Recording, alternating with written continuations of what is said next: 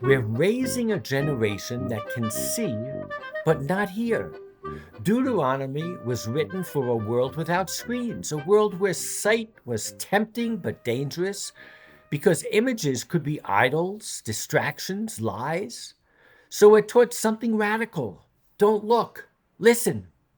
92 times in one book, it repeats the same word, Shema, hear, pay attention, tune in. And yet, in our age of infinite images, from the toddler with an iPad to the adult asleep with a glowing phone in hand, we've reversed it. We see everything and hear almost nothing. And in that trade, we risk losing what Deuteronomy knew. The deepest truths are invisible, they're audible. Welcome to Madlik. My name is Jeffrey Stern, and at Madlik we light a spark or shed some light on a Jewish text or tradition. Along with Rabbi Anna Mintz, we host Madlik Disruptive Torah on your favorite podcast platform, and now on YouTube, so you can see us and not only hear us. How ironic is that? We also publish a source sheet on Sfaria, and a link is included in the show notes. This week's Parsha is Akev. Rabbi Jonathan Sachs has pointed out the importance of listening as opposed to seeing, especially in Deuteronomy, and as relates to interpersonal skills. We explore the primal power of sound, speech, and music as emotional triggers, essential to Jewish practice. So, join us for Listen, Just Listen.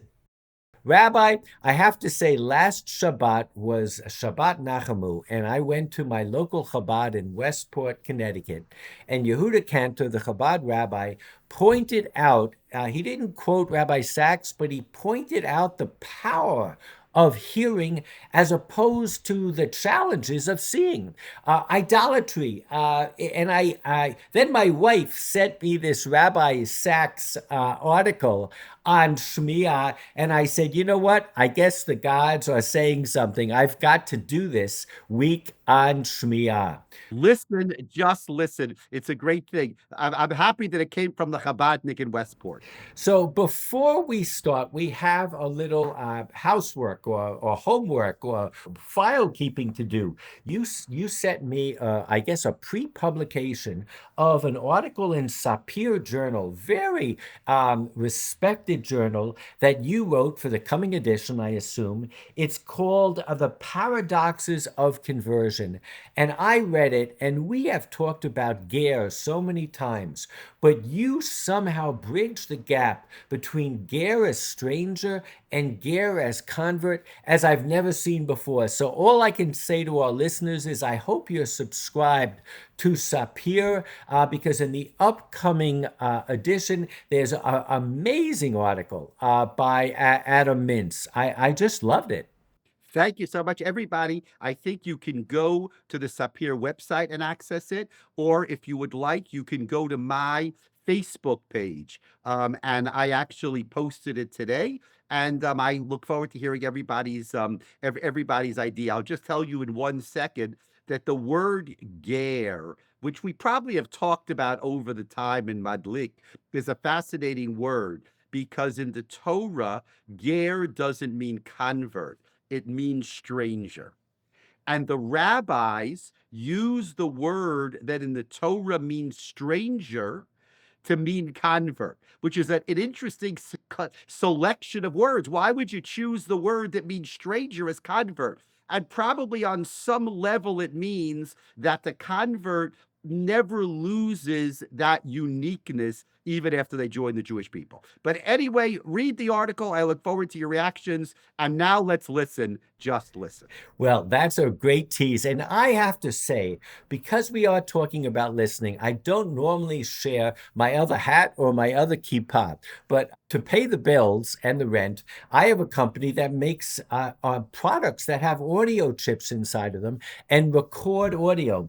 And there was a podcast published also this week called The Business Behind Your Business. I'll put a link in the show notes, but I think you will see as we move forward in this podcast that the power of hearing, the power of music, the power of the spoken word is powerful. And the power and the potential of a screenless society where you can focus sometimes on just the word, it kind of unites my two careers. So anyway, here we go. In Deuteronomy 11:13, it says, "If you hearken, yes, hearken, im shemoah tishma'u." It says the word to hear twice, "to my commandments that I command you today, to love God your God and serve him with all your hearts and with all your being." So if you ever look at the show notes on Sefaria, Sefaria now has all the writings, or a large part of the writings, of Jonathan Sacks. And you can just go there. I mean, it's great to have his books, but this is a brilliant commentator who is so well versed in the literature and ethos of our day. He's just fascinating. So this is what he writes. Shema is one of the key words of the book of Deuteronomy, where it appears no less than 92 times. It is, in fact, one of the key words of Judaism as a whole.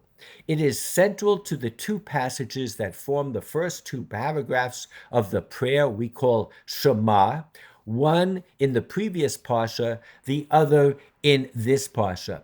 And that is what kind of hit me between the eyes. He goes on and he says, at the most basic level, Shema represents that aspect of Judaism that was most radical in its day, that God cannot be seen. I think that's an amazing chiddush, that you have That's to a listen to him tremendous, yeah. because he can't be seen.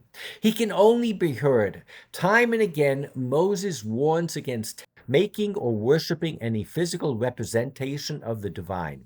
As he tells the people, it is a theme that runs through the Bible. Moses insistently reminds the people that at Mount Sinai, the Lord spoke to you out of the fire. You heard the sound of words, but saw no form. There was only a voice. Even when Moses mentions seeing, he is really talking about listening. A classic example occurs in the opening verses of the next Parsha Re'eh. In Deuteronomy 4, it says, 4:12, God spoke to you out of the fire. You heard the sound of words, but perceived no shape, nothing but a voice. I have never read this pasuk with more enlightenment than when I read it after this introduction by Rabbi Sacks. It is just brilliant. God spoke to you out of the fire. You heard the sound of words, but perceived no shape, nothing but a voice. It's just absolutely amazing if you think about it, Rabbi. Say it really better. Einchem ro'im zulati kol. You saw nothing except the voice. That's what Sachs is saying. It gives the impression, actually, that you see the voice. You talk about an eye opener. You talk about someone who opens your eyes. He goes on, Judaism, by contrast, is a culture of the ear more than the eye. As Rabbi David Cohen, the disciple of Rav Kook, said, the Talmud constantly uses the metaphor of hearing. So when a proof is brought, it says tashma, come and hear. When it speaks of inference, it says shma mina, hear from this. When someone disagrees with an argument, it says lo shma le. He could not hear it. When it draws a conclusion, it says mashma. From this, it can be heard. Rabbi, we take all of this stuff for granted. Maimonides calls the oral tradition mishmi mipi hashmua, from the mouth of that which was heard. In Western culture, understanding is a form of seeing. In Judaism, it is a form of listening. That last sentence is remarkable. Now, I don't know enough about Western culture. I don't know what that means, understanding as a form of seeing. But the idea that Judaism has it different is also fascinating.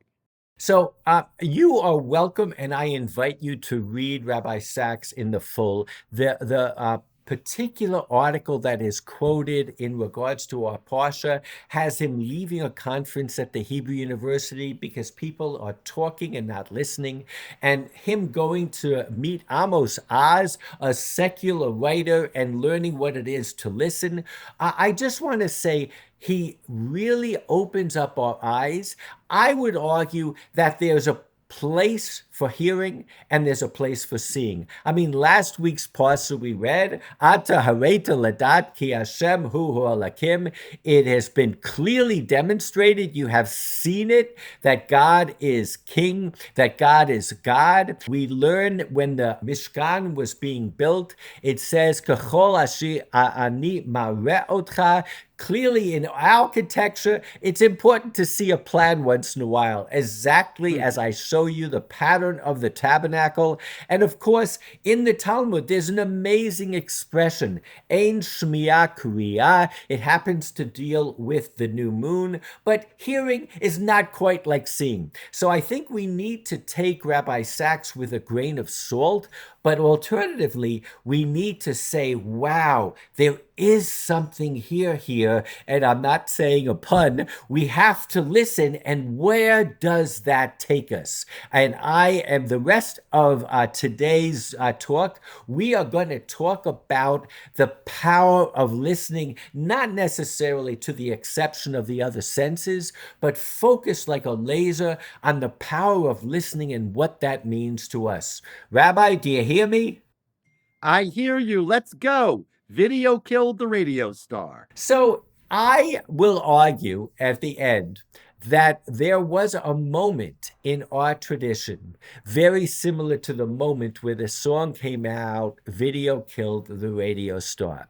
I looked up on Wikipedia, and it really was fascinating because it was the moment where we transitioned from, and I have pictures in the show notes from Norman Rockwell and others, of people listening to Roosevelt talking to the nation, and they were listening to a radio, and their imagination was alive. There's another picture that I show of a bunch of guys with a beer in their hand, listening to, maybe it was sports, maybe it was a horse race, who knows? The power of sound and that image that we have of just radio, and then all of a sudden we came into a culture with all of these technologies, whether it's video, whether it's screens, that in a sense robbed us of that imagination of just listening, and listening with others,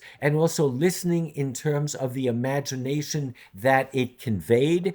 The Wikipedia entry on Video Killed the Radio Star ends by saying it was inspired by memories of listening to Radio Luxembourg as night as a child. And if you look at the video, and the irony, of course, is that this was the first video that was produced on MTV. So it was the first music video. So it was, but I think it was a seismic moment where we moved to this age of everything is shown to us, and we lost something in the process. So, I want to talk a little bit about what happens in our world when we start looking at screens.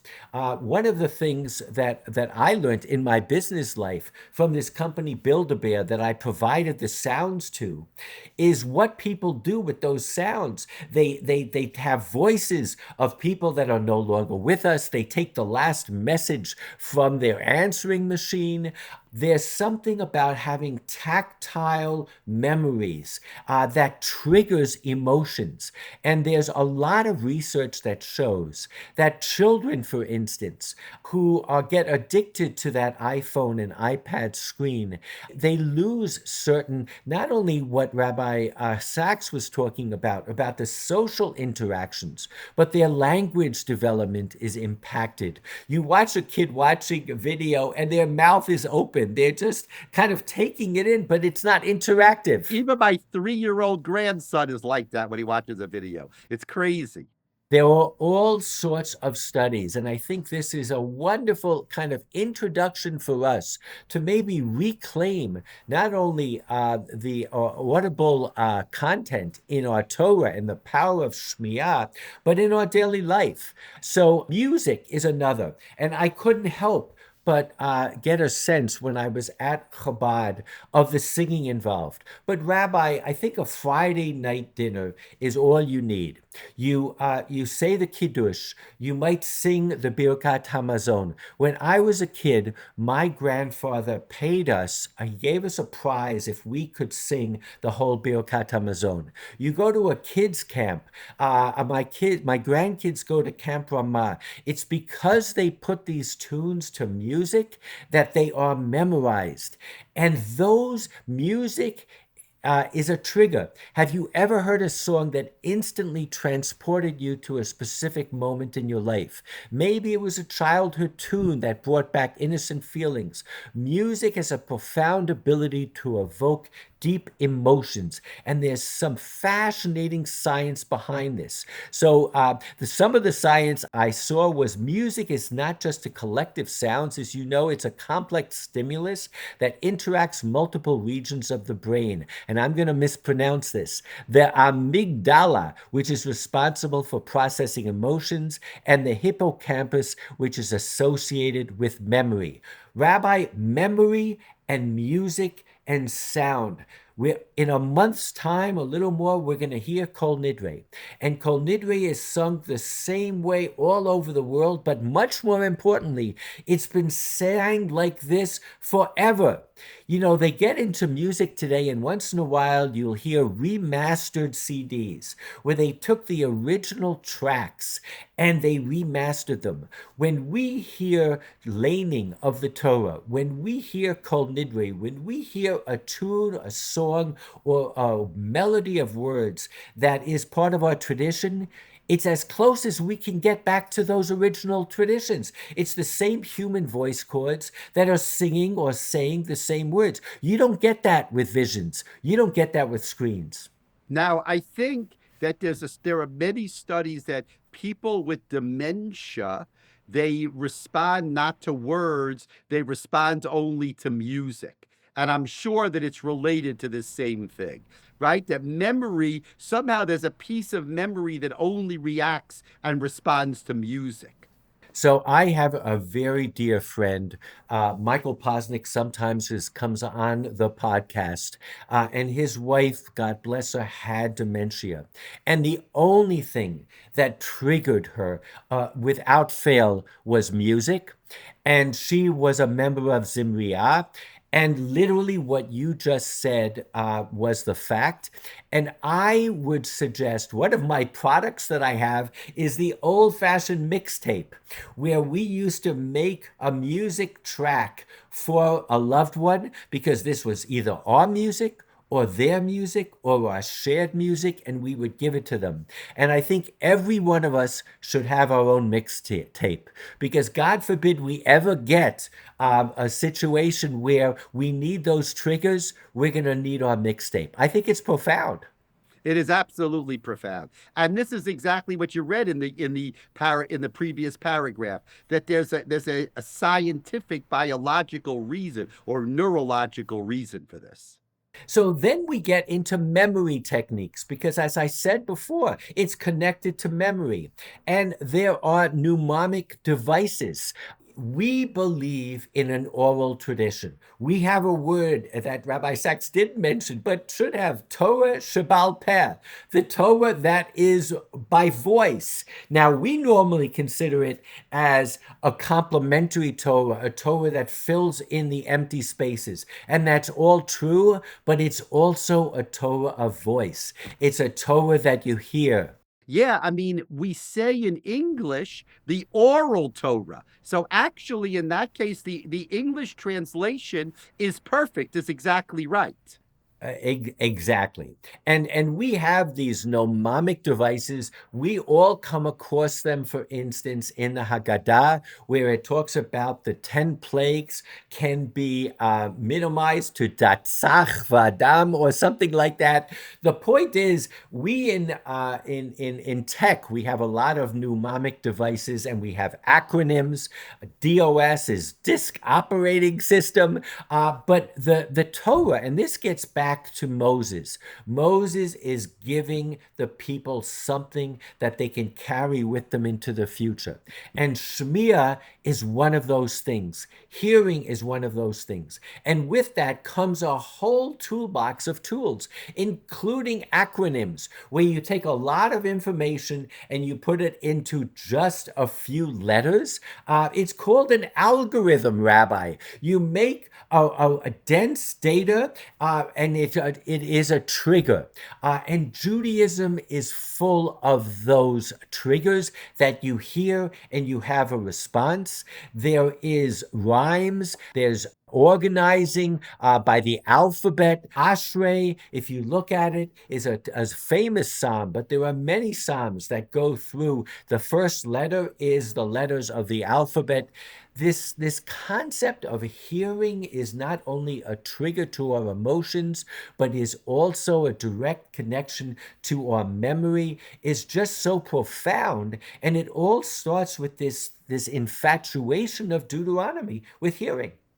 It's fantastic. I mean, that's what it is, and that's great. I mean, and it's right there. The amazing thing, Jeffrey, is that Rabbi Sachs highlighted it, but it's in the Shema that we say twice a day. V'haya'im shamoa. We don't think about it that way, if you will listen, but actually it talks about the importance of listening. Yeah, it's as everything else that we kind of quote unquote discover on Madlik, it's there in front of our eyes, or in this case, in front of our ears. But again, this concept that I talked about remastering audio. I mean, if you really focus, for instance, Rabbi, on the shofar, it is the halacha guides us into the simplicity of the design of the shofar. And what that does is that ensures that our shofar is identical to a shofar that was blown 1,000 years ago, 2,000 years ago, 3,000 years ago. I mean, even if you believe in evolution, 1,000 years is nothing. The chances of our ram's horn being identical to the ram's horn that was used 1,000, 2,000, 3 years ago is very feasible. And then if it's blown and you close your eyes on Rosh Hashanah or during Elul when you hear it, this is high fidelity Judaism. You are literally re-experience the identical sound. You can't do that with images. We can all pretend we know what the menorah looks like. The Chabad menorah is very angular. The menorah on Titus's arch in Rome is not so much. But when it comes to sounds, it has this amazing ability, if we do it right with musical notes, which is what trup is, to reproduce. Yeah, I mean that's fantastic. I mean the whole idea, V'hayayim shamoa doesn't exactly mean music, but of course it's right. And we also don't know, by the way that they recited the Torah, right? You talked before about trup, but how was the Torah transmitted? How did Moses transmit the Torah to Joshua? Did he say it? Did he declare it? Maybe, Jeffrey, he sang it. Maybe it was like poetry. So maybe from the very beginning, the way the Torah was transmitted was through song. I mean, certainly there's that famous Yiddish song, Und Tage Nachamol, Und Tage Nachamol, Kometz Aleph Beit. It was the sound of the kinder studying Torah. That, by the way, is an interesting idea. That the sing song, you know that from yeshiva. When you open a Gemara, you don't read the Gemara, you sing the Gemara. The fancy word is you chant it, but basically you sing it. There's a way to learn Gemara, and everything goes with a tune.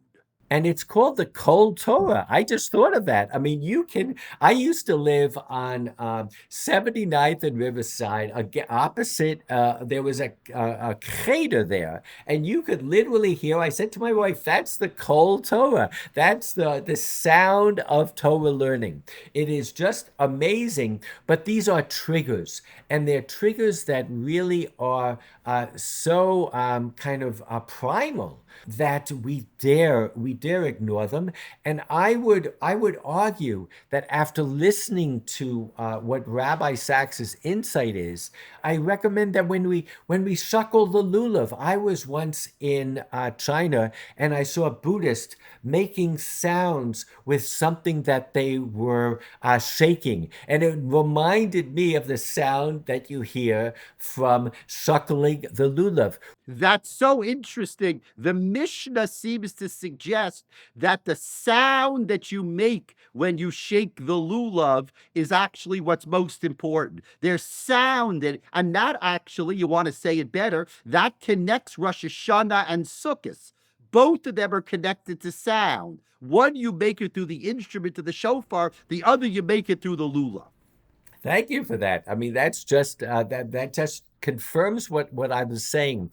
So, if you look at Maimonides, who wrote the first code of Jewish law, in his introduction, I am going to argue he came as close to giving in legalese what the song "Video Killed the Radio" did in lyrics. And what he does is he goes through the history of the oral tradition. And of course, he's much more interested in the part of the oral tradition that filled in the blanks, those things that it says, put these words on your arm and on frontlets on between your eyes. And the oral tradition told us what fill-in looked like. But I think you can easily say that it had to do with also the oral tradition. And there was a time where he says that either it was because the Jews became diversified, but if you look at the beginning of Pirkei Avot, it's all about how the tradition was translated, and it was the oral tradition that was translated. And then came along Rabbi Yehuda Hanassi, and the generations, there was persecution, and they had to break the law, Rabbi. They broke the law by writing down the oral traditions.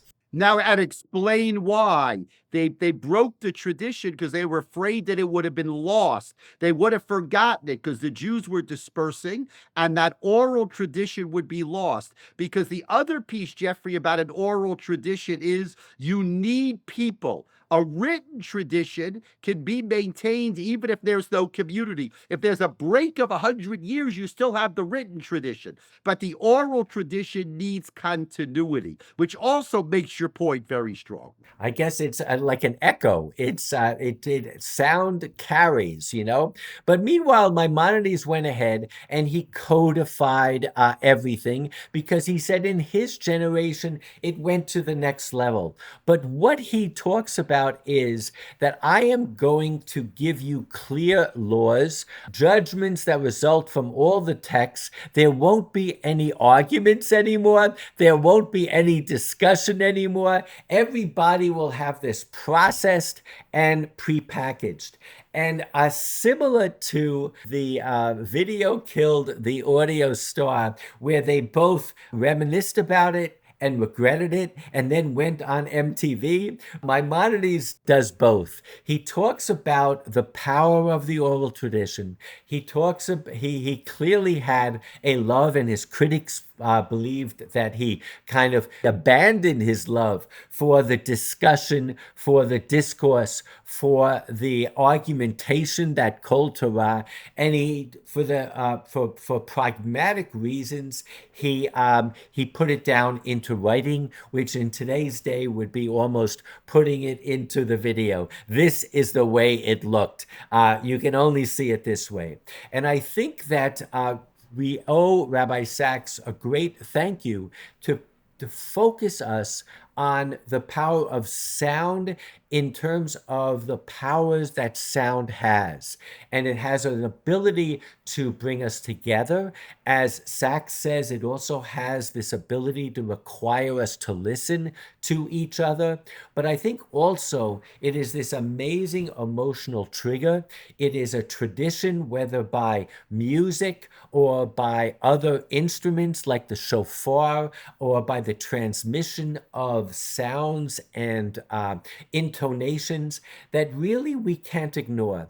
And we have to thank ourselves that on Shabbat, where we hopefully unplug a little bit and get away from our screens, I think if we look at that Friday night table where we have so many sounds of liturgy, of music, we really take advantage of this gift that Sachs says is a radical idea of Judaism, and I think is certainly one that's very empowering. Amazing. Not only, Jeffrey, are we going to think about this idea on this Shabbat when we read Parshat Ekev, but every single day when we say the Hayom Shamoah, when we recite the Shema, we can think about this idea. You gave new meaning. Rabbi Sachs gave new meaning to something that we all kind of take for granted. So thank you, Jeffrey. Thank you, Rabbi Sachs. Shabbat Shalom to everybody. And we look forward to seeing you, everybody, next week. Shabbat Shalom, everybody. Listen to us wherever you can. We hear you. We hope you hear us. And look forward to seeing you all next week.